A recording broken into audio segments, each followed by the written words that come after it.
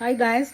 എന്തെങ്കിലും ഒന്ന് കുക്ക് ചെയ്യാനായിട്ട് എൻ്റെ കൈ അങ്ങ് കുരുരുക്കാറുണ്ട്. നിങ്ങളിൽ കുറച്ച് പേർക്കെങ്കിലും അറിയാം ഞാനൊരു ചെറിയൊരു കുക്കാണെന്നുള്ള വിവരം. ആർക്കെങ്കിലും വേഗത്തിൽ എന്തെങ്കിലും നല്ല സ്വാദിഷ്ടമായിട്ടുള്ള ഭക്ഷണങ്ങൾ വേണമെന്നുള്ളവരെ എൻ്റെ ചാനലൊന്ന് സെർച്ച് ചെയ്താൽ മിക്കവാറും ഒക്കെ ഒരുപാട് ഐറ്റംസ് കാണാൻ പറ്റും കേട്ടോ.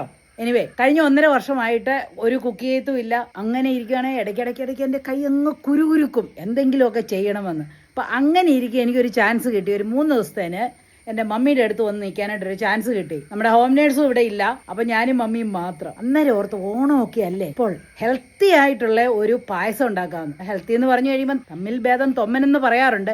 എന്ന് പറയുന്ന പോലെ പായസങ്ങളിൽ വെച്ച് ഒരു കുറച്ച് ഹെൽത്തി ആയിട്ടുള്ള ഒരു പായസം എങ്ങനെ ഉണ്ടാക്കാമെന്ന് പറയാം.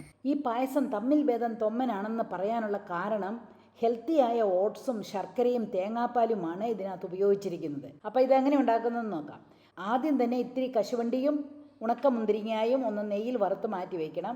ആ പാത്രത്തിലോട്ട് തന്നെ ഒരു 3 കപ്പ് തേങ്ങാപ്പാൽ എന്ന് പറഞ്ഞാൽ 2ാം പാൽ ഒഴിച്ചിട്ട് അതിലേക്ക് 1/2 കപ്പ് ഓട്സും ഇട്ടിട്ട് നല്ലവണ്ണം ഒന്ന് ഇളക്കിയിട്ട് ഇത് ഒന്ന് തിളപ്പിക്കാൻ വയ്ക്കണം. ഒരു 2 മിനിറ്റ് തിളച്ച് കഴിയുമ്പോൾ ഇതിലേക്ക് ഒരു 3 ടേബിൾ സ്പൂൺ ശർക്കരപ്പൊടി ആഡ് ചെയ്യാം. ഇത് നല്ല സ്മൂത്തായിട്ടുള്ള ശർക്കരപ്പൊടി ആയതുകൊണ്ട് ഡയറക്റ്റായിട്ട് ആഡ് ചെയ്യാം. ഒന്നും കട്ട പിടിക്കത്തോ ഒന്നുമില്ല. അതുപോലെ നല്ല ക്ലീൻ ആയതുകൊണ്ട് ഒട്ടും അഴുക്കുമില്ല. ഇനിയും ഇത് ഒരു 7 മിനിറ്റ് നേരം തിളപ്പിക്കണം. ആ ഓട്സ് എല്ലാം ഒന്ന് നല്ലവണ്ണം വെന്ത് വരാനായിട്ട്. കൂടുതൽ മധുരം വേണ്ടിയവർക്ക് കൂടുതൽ ശർക്കര ആഡ് ചെയ്യാവുന്നതാണ്. ഇതെനിക്ക് നല്ല പെർഫെക്റ്റ് ആയിട്ടുള്ള മധുരത്തെ കിട്ടും കേട്ടോ. ഇടയ്ക്കിടയ്ക്ക് ഇളക്കിക്കൊണ്ടിരിക്കണം, അല്ലെങ്കിൽ അടിയിൽ പിടിക്കാൻ ചാൻസ് ഉണ്ട്. അപ്പോൾ ഇതൊന്ന് കുറുകി വരും. ഒരു 7 മിനിറ്റ് ആകുമ്പോഴേക്ക് ഇതൊന്ന് കുറുകി വരും. അപ്പോൾ ഇതിലേക്ക് 1 കപ്പ് 1ാം പാലും ഒഴിച്ച് ഒന്ന് ജസ്റ്റ് തിള വരണം.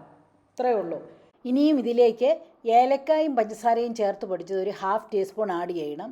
കൂട്ടത്തിൽ 1 ടീസ്പൂൺ ഗീയും കൂടെ ആഡ് ചെയ്തിട്ട് നല്ലവണ്ണം ഒന്ന് ഇളക്കിയെടുക്കണം.